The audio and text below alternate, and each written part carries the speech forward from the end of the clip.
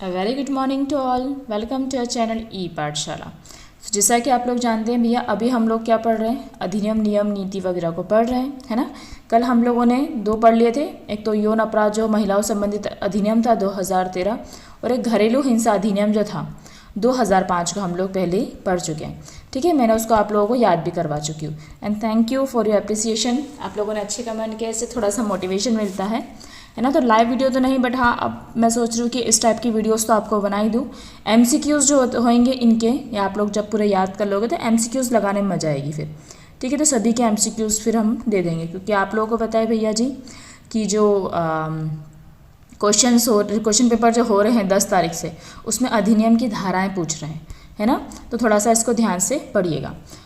तो आज हम लोग पढ़ने वाले हैं संपत्ति के अधिकार संबंधित अधिनियम के नोट्स के बारे में। ठीक है, तो भारत में संपत्ति का अधिकार तो एक महत्वपूर्ण कानूनी विषय है जो समय समय पर संविधान और कानूनी प्रावधानों में बदलाव की चर्चा कर रहा है। तो संपत्ति का अधिकार अधिनियम आपको संविधान जो आपने पढ़ा होगा उसमें भी आपको मिला होगा। ठीक है, अगर हम बात करते हैं 1950 में, तो 1950 में हमारे मूल अधिकारों के तहत कितने अधिकार थे, हमारे 7 अधिकार थे। अभी फिलहाल कितने हैं, 6 अधिकार हैं। एक अधिकार को हटा दिया गया है, दैट इज़ दी संपत्ति का अधिकार। ठीक है भैया, और ये अधिकार जो था वो अनुच्छेद 19F के अंतर्गत भी था। अनुच्छेद 19 क्या बोलता है, स्वतंत्रता का अधिकार होता है ना। तो स्वतंत्रता का अधिकार के अंतर्गत जो F वाला था, ठीक है, जो F था उसमें था हमारा संपत्ति का अधिकार। और अनुच्छेद 31 की हम बात करें, है ना, तो जो अनुच्छेद 31 जैसे हमारा जो 7वां था ना मूल, वो क्या था हमारा बेटा, संवैधानिक उपचारों का अधिकार था। उसमें 6वें नंबर वाले को हटा दिया तो वो 6 नंबर पे आ गया है। ठीक है, तो 31 की बात करें, अनुच्छेद 31 की बात करें, जिसको संविधान पढ़ा होगा उसको समझ में आ रही होगी मेरी रामायण, है ना। तो अनुच्छेद 31 जो है वो संपत्ति के अधिकार में शामिल था, लेकिन 44वां संविधान, ठीक है, सब चार चांद लग जाते हैं संपत्ति मिलती है तो, है ना, 4 चांद, 44वां संविधान संशोधन ध्यान रखिएगा। ठीक है, तो 44वां संविधान संशोधन 1978 से इसको मूल अधिकार से हटा के भैया अपन ने संवैधानिक कानूनी अधिकार बना दिया गया है। बहुत सारे रीजंस थे इसके। अब भैया देश को तरक्की भी करना है, आर्थिक रूप से करना है, सामाजिक रूप से करना है, तो थोड़ा सा उसका स्ट्रक्चर भी तो चेंज करना पड़ेगा, रोड सड़कें वगैरह भी तो बनानी पड़ेगी। अब उस आड़े में तुम्हारी ज़मीन जायदाद आ रही है तो सड़क ऐसे तो नहीं बना सकते नागिन टाइप की, है ना। तो इसीलिए मतलब ये संपत्ति के अधिकार को लाया गया क्योंकि ये देश के लिए ज़रूरी था। ठीक है, हम सभी की बात करें, सभी मतलब सभी को होना चाहिए ना भैया, सभी का देश है। तो अब तुम्हारी जगह जगह पे ज़मीनें हैं तो वो ज़मीनों को ले लिया गया सरकार के द्वारा। ठीक है, और उसके स्थान पर उनको मुआवजा भी दिया गया।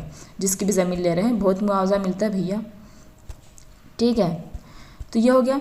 मुख्य बिंदु की बात करें हम लोग, है ना, तो संपत्ति का अधिकार संविधान से प्रारंभ हुआ था, लेकिन 1978 के 44वें संविधान संशोधन अधिनियम द्वारा उसको मूल अधिकार से हटा दिया। ठीक है, संशोधन वर्ष की बात करें 44वां संविधान संशोधन 1978 याद रखना। वर्तमान स्थिति की बात करें तो वर्तमान में संविधान के भाग 8 अनुच्छेद 300 क के तहत एक कानूनी अधिकार बन गया है। ठीक है, लीगल राइट बन गया है। किस अनुच्छेद में शामिल है, तो यह अनुच्छेद 300A में, 300 क में जो भी बोल रहा हूँ शामिल है। किसी व्यक्ति को केवल विधि के अधिकार द्वारा ही उसकी संपत्ति से वंचित किया जा सकता है। जम्मू कश्मीर पे 2019 के बाद हट गया है ना। अनुच्छेद 370 लगा था, संपत्ति का अधिकार 300A के तहत जम्मू कश्मीर में भी लागू हो गया है। ठीक है, नियम बनाने की शक्ति केंद्र और राज्य सरकारें जो होती है अधिग्रहण और हरण नियम बना सकती है। महत्वपूर्ण की बात करें तो 1949 में संपत्ति का अधिकार मौलिक अधिकार था, है ना। 1949 क्योंकि 1949 में हमारा संविधान आया था ना 26 नवंबर को, है ना। मौलिक अधिकार था, लेकिन 1978 के बाद यह कानूनी अधिकार बन गया है। ठीक है, 19F के अनुच्छेद 19F और अनुच्छेद 31, इसमें ध्यान रखना, 3-4 चीज़ें ही बस आ रही है, रिपीट हो रही बार बार, है ना। कुछ 44वें संविधान संशोधन 1978 के तहत हमने उसको हटा दिया है। अगर कोई व्यक्ति सरकार की अनुमति बिना संपत्ति नहीं भेज सकता है। ठीक है, सरकार जनहित में संपत्ति अधिग्रहण कर सकती है, जैसा कि मैंने आपको बताया, तो जनहित में कर रही है, लेकिन उसके लिए उचित मुआवजा देने का प्रावधान भी इसके अंतर्गत किया गया है। ठीक है, महत्वपूर्ण परिभाषाएं की बात करें तो ये वापस से वही की वही रिपीट हो रहा है। संपत्ति का अधिकार समझ में आ गया ना। फिर से रिपीट कर लो ताकि अपन को रटा जाए, ठीक है। अनुच्छेद 19F हो जाएगा, 31 हो जाएगा, अब 300 क में आ गया है। मौलिक अधिकार, संपत्ति का अधिकार अब मौलिक अधिकार नहीं है भैया, उसको न्यायालय में चुनौती दी जा सकती है। संवैधानिक कानूनी अधिकार बन गया है ना। संवैधानिक कानूनी अधिकार किसको बोलते हैं हम? ऐसा कोई अधिकार जो सरकार के नियमों द्वारा नियंत्रित किया जाता है, ठीक है। जबकि संवैधानिक क्या होता है? जो संविधान द्वारा नियंत्रित होता है। पर ये संवैधानिक कानूनी अधिकार हो गया है तो सरकार के नियमों द्वारा नियंत्रित किया जाता है, मौलिक अधिकार नहीं होता है। आप उसमें न्यायालय नहीं जा सकते अगर सरकार कुछ कर रही है, तो 300A के अंतर्गत आ गया है, ठीक है। उसके बाद अनिवार्य अधिग्रहण, सरकार जनहित में किसी संपत्ति का अधिग्रहण कर सकती है लेकिन उसे उचित मुआवजा देना होगा, ठीक है। तो ये आपका 31B में 9वीं अनुसूची के तहत कुछ कानूनों को सुरक्षा दी गई है। तो एक ये भी जोड़ लीजिए 31B 9वीं अनुसूची के तहत कुछ कानूनों को सुरक्षा दी गई थी, ठीक है भैया। अब इसमें कुछ अधिकार दिए हुए हैं, हाँ, अध्याय 1 2 3 4 5 है इसमें, ठीक है। एक बार पढ़ लेते हैं। अध्याय 1 में संपत्ति के अधिकार की बात करी है ना। अध्याय 1 में संपत्ति के अधिकार की बात करी है, 2 में संपत्ति के अधिग्रहण और हनन की बात करी है, 3 में भूमि सुधार कानून आया है ना। 9वीं अनुसूची के कुछ भूमि सुधार कानूनों को सुरक्षा दी गई है 3 में। 4 में संपत्ति पर कर है ना, राज्य सरकार संपत्ति कर वसूल करती है। और 5 में संपत्ति विवाद, तो संपत्ति का जो विवाद है वो निपटारा नागरिक न्यायालय और उच्च न्यायालयों में किया जाता है, ठीक है। ध्यान रहेगा, ऐसा कुछ याद करने जैसा था नहीं। ये भी मैं अभी वापस से रिपीट हो गया है पूरी चीज़ें ना। 44वां संविधान संशोधन अधिनियम संशोधन 1978 के तहत क्या हुआ था वो आपको बताया गया है, ठीक है। उसके बाद ये केस अपन को बिल्कुल रट लेना है, इसमें कुछ भी वो दूसरी बात नहीं करना ना, रट लो उसको। केशवानंद बनाम केरल राज्य जो है 1973 में हुआ था। संपत्ति का अधिकार मूल ढांचा नहीं है ना संविधान का, इसलिए इसे हटाया जा सकता है। 7-3 में याद रखना। 73 में आए थे भैया केशवानंद कब आए थे? 73 में। कब आए थे केशवानंद? 73 में। मेनका गांधी आई थी भैया जी 78 में। मेनका गांधी का याद रखना 78 में, ठीक है। सरकार बिना उचित प्रक्रिया के संपत्ति का अधिग्रहण नहीं कर सकती 1978, ठीक है।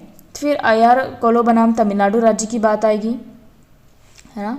तो 9वीं अनुसूची पर डाले गए कानूनों की न्यायिक समीक्षा हो सकती है 2007, ठीक है।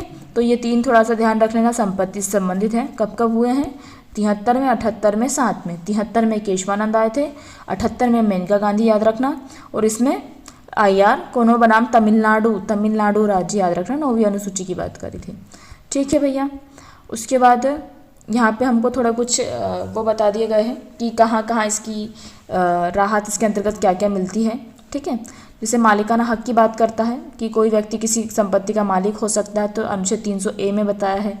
विरासत के अधिकार की बात अगर हम करें तो विरासत के अधिकार की बात कहाँ करी है?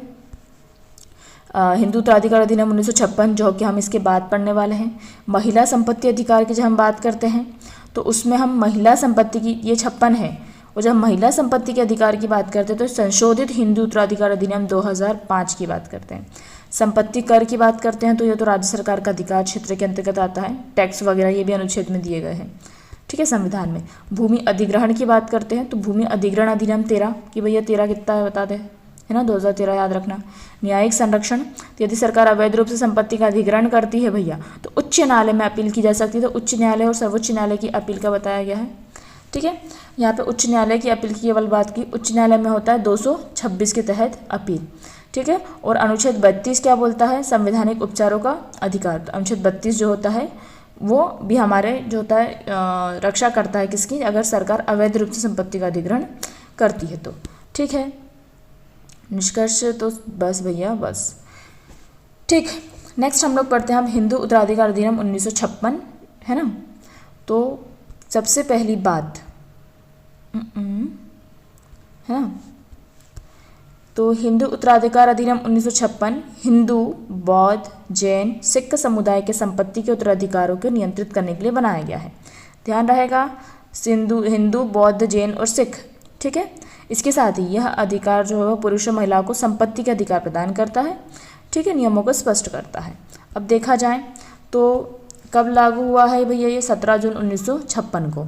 17 जून 1956।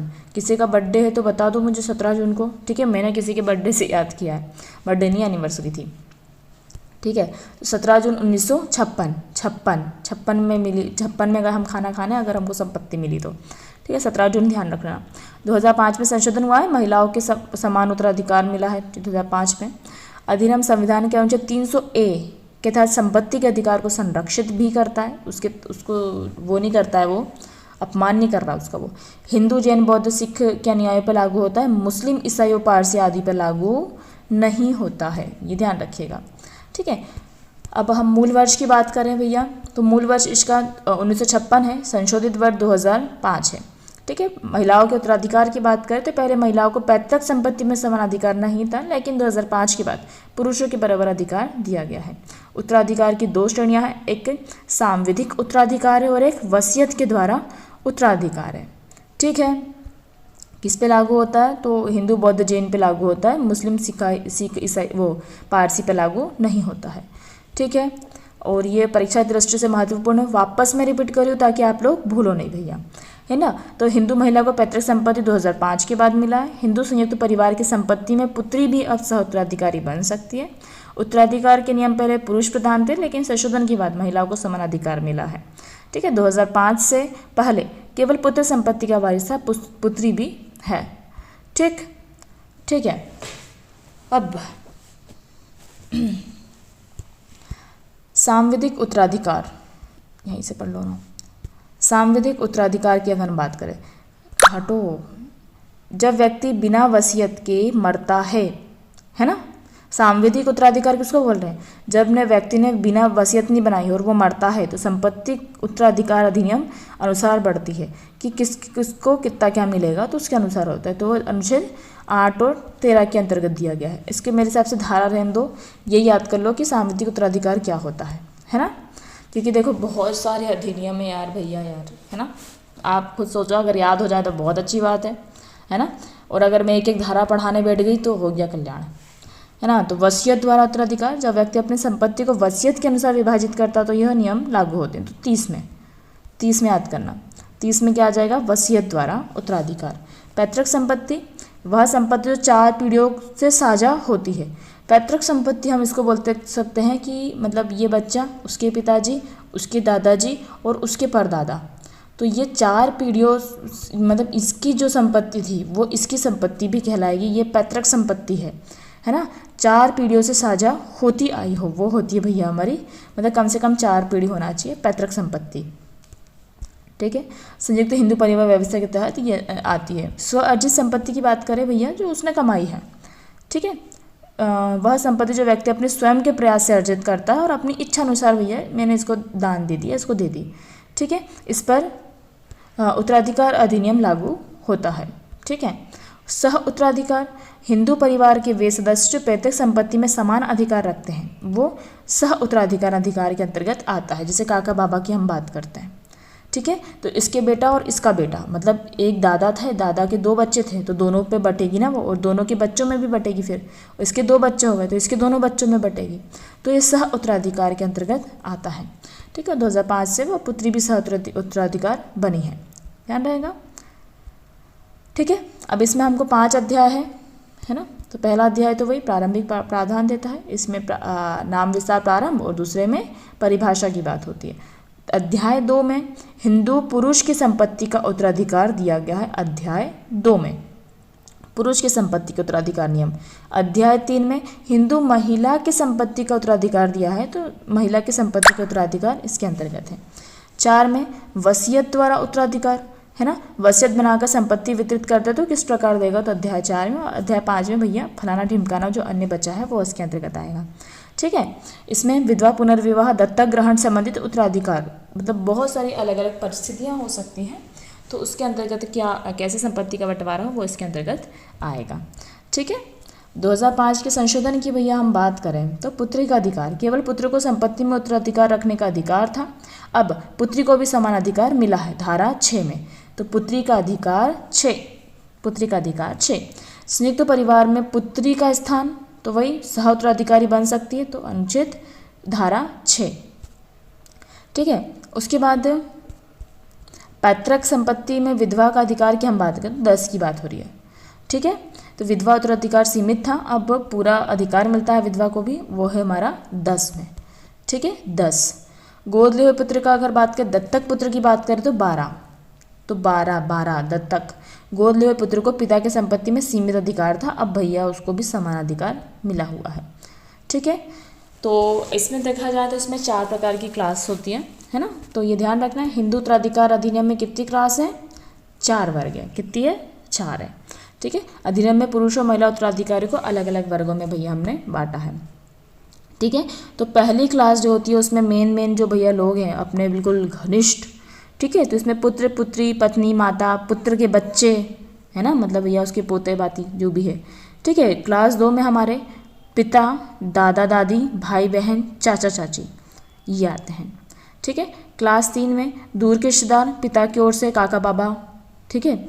और क्लास 5 में दूर के रिश्तेदार माता की ओर से, ठीक है, क्योंकि माता भी संपत्ति के अधिकार है, माता को भी अधिकार है ना यहाँ पे फर्स्ट वाले में, तो उसके भी रिश्तेदार इसके अंतर्गत आते हैं, ठीक है। तो ये क्लास 4 में है। महिला उत्तराधिकारी की बात करें तो पहली श्रेणी, इसकी 3 श्रेणी बटी हुई है। पहली श्रेणी में पुत्र, पुत्री और पति, ठीक है, महिला का पुत्र, महिला की पुत्री और महिला का पति उस श्रेणी में आते हैं, ठीक है। दूसरी श्रेणी में पति के परिवार के सदस्य आएंगे, मतलब महिला की सास, महिला के ससुर, ननंद, देवर जो भी है वो आएंगे। तीसरी श्रेणी में माता पिता और भाई बहन आते हैं माता के, महिला के, ठीक है। विशेष की अगर बात करें तो 1500 शुदा पुत्री को पैतृक, ये रट गया होगा भैया, है ना। विवाहित विधवा, अविवाहित पुत्री, विवाहित पुत्री सभी को संपत्ति का अधिकार मिल गया है, ठीक है। पुत्री अब क्या है, सह उत्तराधिकारी बन चुकी है, ठीक है। यदि कोई व्यक्ति बिना वसीयत के मरता है तो संपत्ति हिंदू उत्तराधिकार अधिनियम के अनुसार बढ़ती है, ठीक है। अक्सर धारा 6, 10 और 5 में 2005 संशोधन पूछते हैं भैया, ठीक है। तो पुत्री को भी अधिकार मिला 6, तो 6 से याद कर लिया था। 10 में हमने विधवा की बात करी थी, ठीक है। दत्तक पुत्र की बात हमने 12 में करी थी। कुछ चीज़ें आप लोगों को ध्यान में रखनी है, ठीक है। दहेज निषेध अधिनियम 1961, है ना। तो दहेज निषेध अधिनियम 1961, दहेज लेना देना दोनों अपराध की श्रेणी है ना।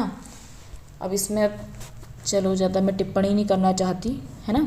दहेज निषेध अधिनियम दहेज प्रथा को रोकने और इस अपराध को दंडनीय बनाने के लिए लागू किया गया था। यह अधिनियम विवाह के समय या विवाह के बाद किसी भी रूप में दहेज लेने और देने दोनों पर रोक लगाता है। दोषियों के लिए कठोर दंड का प्रावधान करता है, ठीक है भैया। लागू होने की तिथि 1961, 1 जुलाई, ध्यान रखना 1 जुलाई, ठीक है। तो क्या क्या लाई, एक ही आई, महिला को लेके जाओ, एक को ही लेके आई, ठीक है। 1961, 1 जुलाई 1961। संशोधन भैया इसमें हुआ है 84 और 86 में। संशोधन कब हुआ है, 84 और 86 में। कब हुआ है, 84 और 86 में, ठीक है। कब बना है, 1961 का बना हुआ है। भारत के सभी धर्म संविधाओं पर लागू होता है भैया। आईपीसी की धारा की बात करें तो 304B, 498A में भी दहेज से संबंधित अपराध कानून लागू हुए थे, ठीक है। इंडियन पेनल कोड की बात कर रहा है, ठीक है। धारा याद रखना 304B और 498A, 304B और 498A, ठीक है। इसको मैं इसलिए रिपीट कर रही हूँ क्योंकि नहीं भी रटा हो ना तुमने, तो अगर ये दिख गया तुमको एग्ज़ाम में तो वो ऐसा है कि थोड़ा दिमाग में तो आ जाएगा 304 और 498 कुछ था, ठीक है। अधिनियम के मूल वर्ष की बात करें तो 1961 मूल वर्ष है ना। संशोधन 84-86 है। महिला का संरक्षण, दहेज से संबंधित उत्पीड़न हो गया, प्रताड़ना हो गया, हत्या के मामले में सख्त दंड का ये प्रावधान करता है। दहेज की परिभाषा की बात करें तो भाई साहब किसी भी प्रकार की धनराशि, आभूषण, संपत्ति, उपहार आदि जो विवाह के समय, विवाह के पहले या बाद में पति या उसके परिवार द्वारा मांगा जाता है वो दहेज है। किस पर लागू हो रहा है, तो सभी समुदाय पर लागू होता है। दृष्टि से बात करें तो दहेज लेने देने दोनों पर प्रतिबंध है ना। कम से कम 5 साल की सजा है और 15,000 तक का जुर्माना है। और दहेज की कीमत के बराबर जुर्माना लग सकता है, पर 15,000 से कम नहीं लगेगा। महिला की मृत्यु हो गई है 7 साल के भीतर, ये ध्यान रखिएगा। महिला की मृत्यु हो गई है 7 साल के भीतर तो क्या बोलेंगे भैया, दहेज की स्थिति में ही हुई है ना। संदेह परिस्थितियों में होती है तो पति और ससुराल वालों को दहेज हत्या का आरोप इसमें लगाया जा सकता है। That much is clear to all. क्योंकि आजकल तो पैसा बड़ी चीज़ है ना, पैसे में आप क्या ही बोलो। तो दहेज दे दो भैया, दो, दहेज दो, धारा 2, ठीक है। तो विवाह के उपरांत ये पढ़ लिया भैया, दहेज किस धारा में है, 2। दहेज मांगना 4 चांद लग लिए, है ना, तो धारा 4 दहेज मांगना, ठीक है। दहेज हत्या, दहेज हत्या की बात करी, आईपीसी की बात करता है ये 304B। पति या ससुराल वाला द्वारा उत्पीड़न मिल रहा है, अगर उसको प्रताड़ित कर रहे हैं आर्थिक रूप से, तो आईपीसी की धारा 498, ठीक है। कुछ अध्याय धारा की बात करें तो इसमें 4 अध्याय हैं, दहेज में कितने हैं, 4 अध्याय हैं, ठीक है। 4 ध्यान रखिएगा, ठीक है। तो 4 अध्याय हैं दहेज में। प्रारंभिक प्रावधान दिया है ना, तो नाम विस्तार प्रारंभ और परिभाषा आएगा इसमें। अध्याय 2 में दहेज से संबंधित प्रावधान दिए गए हैं, लेन देन मांगने पर प्रतिबंध दिया है। अध्याय 3 में दंड का प्रावधान दिया है, ठीक है। और अध्याय 4 में प्रक्रिया और प्रवर्तन दिया हुआ है, ठीक है। प्रक्रिया मतलब क्या और प्रवर्तन मतलब उसको कैसे हम करेंगे फिर आगे का, ठीक है। अधिनियम को लागू करने और अधिकार की अदालत की शक्तियाँ वगैरह इसके अंतर्गत आई है। इसमें कोई विशेष न्यायालय नहीं बना हुआ है। 3 की अगर बात करें तो 3 में हमने लेना देना, है ना, मैंने आपको बताया। धारा 2 में तो दहेज की परिभाषा है, धारा 3 में हम लेना देने पर दंड की बात करें 15,000 और 5 साल, ठीक है। 15 और 5 से याद रखना, 15 और 5, ठीक। 4 में हमने बात कर ली, 4 चांद लग गया जिसने मंगा है भैया, है ना। अगर मंग रहा है तो 6 महीने से मंगने भाई 6 महीने से 2 साल तक की सज़ा है और 10,000 तक का जुर्माना है, अगर वो मंग रहा है, दिया नहीं है उसको अभी। 4A की बात करें, दिखावटी विवाह करना है, दहेज देने की नियत से किया गया विवाह, देने लेने की नियत से किया गया विवाह है, तो 4A में आता है। 6 में दहेज को महिला को लौटाना, यदि दहेज महिला को नहीं दिया गया तो 6 महीने से 2 साल तक की सज़ा होती है ना। मतलब दहेज जो होता है वो महिला की संपत्ति है, आपने उससे लिया है ना, उसी के लिए दिया है, मतलब उसे घर वालों ने, तुम्हारे लिए तो दिया नहीं है। दहेज को महिला को लौटाना जो है वो महिला को नहीं दिया गया है, तो 6 महीने से 2 साल की सज़ा है, ठीक है। 8B की बात करें तो दहेज निषेध अधिकारी की नियुक्ति होती है 8B में। राज्य सरकार दहेज विरोधी कानून लागू करने के लिए अधिकारी नियुक्त कर सकती है, ठीक है। अन्य कानूनी प्रावधान की बात करें तो ये आपको रट लेना है, जो रटने का बोली उतना रट लो, है ना, बहुत सारा पढ़ने का है क्योंकि अभी। तो आईपीसी की धारा 304B दहेज हत्या से संबंधित है। आईपीसी की धारा 498 पति या ससुराल वालों द्वारा उत्पीड़न से संबंधित है। और भारतीय साक्ष्य अधिनियम धारा 113B महिला की मृत्यु दहेज के कारण होती है तो पति और ससुराल पक्ष को दोषी माना जाएगा, ठीक है, जब तक कि वे अपनी बेगुनाही साबित न कर दें। That much is clear to all. दहेज लेना देना मांगना तीनों अपराध है। दहेज हत्या की सजा पता है, न्यूनतम 7 साल रहेगी, महिला के 7 साल के भीतर होगी दहेज हत्या बोला जाएगा। आईपीसी की धारा 498 पति ससुराल वालों द्वारा उत्पीड़न मिल रहा है और 300B में हत्या कर दी है, 304B में। भारतीय साक्ष्य अधिनियम 1872 की धारा, ठीक है, साक्ष्य ये ध्यान रखना भैया, ठीक है। आईपीसी की बात आती है तो 1908 की बात होती है, ठीक है। आईपीसी की धारा मतलब आईपीसी 1908 की बात होती है और साक्ष्य अधिनियम की बात होती है तो साक्ष्य उसके साथ में 2, साक्ष्य 7 में 2, 7-2 1972 का है कि धारा 113B में बेगुनाही साबित करनी होती है। 1986 संशोधन के तहत दहेज निषेध अधिकारी की नियुक्ति का प्रावधान भी किया गया है। पहले नॉर्मली कर लिया जाता था, अब न्यायालय में, अब 86 में दहेज निषेध अधिकारी भी आ गया है, ठीक है। हो कितनी होगी वीडियो, 23 मिनट की हो गई है। अब बाल श्रम निषेध अधिनियम, देखो ये जो पूरे वीडियोस बनाने के बाद है ना, मैं आप लोगों को एक बहुत अच्छी चीज़ बताऊंगी। देखो कहाँ है, मतलब इसका पूरा वो बना के रखा है मैंने, ये देखो, ये दिख रहा है, ये ओह ये नहीं, हाँ ये कार्यस्थल पर यौन उत्पीड़न अधिनियम। तो ये देखो, कार्यस्थल पर महिलाओं को यौन उत्पीड़न अधिनियम 9 दिसंबर 2013, कुल अध्याय 8, धाराओं की संख्या 30, ठीक। फिर घरेलू हिंसा से महिला संरक्षण अधिनियम 2005, 26 अक्टूबर 2006, अध्याय 5, धारा 37। लैंगिक अपराधों से बाल संरक्षण अधिनियम, अच्छा ये मैंने नहीं पढ़ाया है बिकॉज इसका मैं वीडियो ऑलरेडी बना चुकी हूँ, तो आप उससे पढ़ लीजिएगा। 14 नवंबर 2012, कुल अध्याय 12, धारा 46, ठीक है। अध्याय 12 नहीं है भैया, अध्याय 9 है, ठीक है। दहेज निषेध अधिनियम की बात करें तो दहेज निषेध अधिनियम में कितना आ जाएगा भैया, दहेज निषेध अधिनियम 1 जुलाई 1961 को हुआ, ये मैंने क्या करके रखा है, यहाँ पे अध्याय 4 आएंगे, ठीक है। थोड़ा सा मुझे एक बार इसको चेक कर लूँगी मैं, ये जो टेबल जो बनाई है हो सकता है थोड़ा इसमें दिक्कत हो, है ना। तो इसको कल चेक करके हम इसको कल ही पढ़ लेंगे, क्योंकि ये भैया 2 गलतियाँ निकल गई, मैं नहीं पढ़ा सकती इसे, ठीक है। तो इस टाइप का पूरा जितने भी हम लोग पढ़ने वाले हैं, देखो जिसमें लैंगिक अपराधों को पोस्को आ जाएगा, दहेज निषेध आ जाएगा, बाल श्रम आ जाएगा, राष्ट्रीय खाद्य सुरक्षा की बात हुई है, बाल विवाह निषेध की बात हुई है, किशोर न्यायालय की, हिंदू उत्तराधिकार की, संपत्ति के अधिकार की, ठीक है, मध्य प्रदेश लोक सेवा की गारंटी अधिनियम की। उसके बाद फिर पूरी जो नीतियाँ हैं, जैसे बाल संरक्षण नीति हो जाएगी, राज्य पोषण नीति हो जाएगी, महिला नीति हो जाएगी, राज्य मध्य प्रदेश शाला पूर्व शिक्षा नीति आ जाएगी। तो ये सब इसके अंतर्गत मैं आप लोगों को पढ़ाऊँगी, ठीक है। और ठीक है, बस thank you for watching our video.